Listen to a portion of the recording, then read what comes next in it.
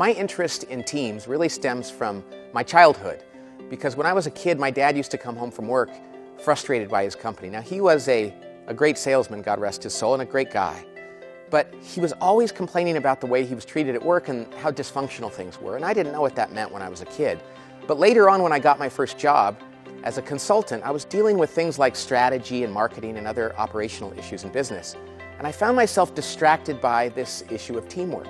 Because I thought, man, if we could get people working in teams, really working together well, it would change everything from the way we dealt with customers, to the bottom line, and to the way people enjoyed and felt fulfilled in their work. You see, I've come to the conclusion that teamwork truly is the greatest competitive advantage that any group of people can have. And it's not that complicated, it's pretty simple, but it is hard because it requires a lot of work over time and a lot of courage. I think it's actually an intentional, strategic decision we have to make.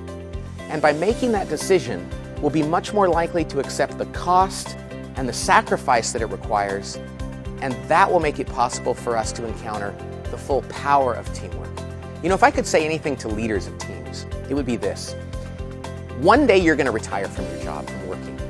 And most people that want to retire think about doing other good things in life, serving people, doing missionary work or helping the poor, something wonderful, and that's great.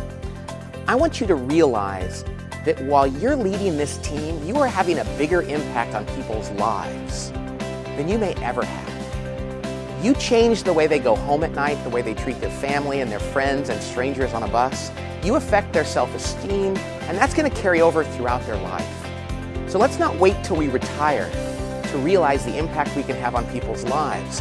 And your ability to build a good team and to help them feel a part of that team might very well be the most altruistic thing you ever do.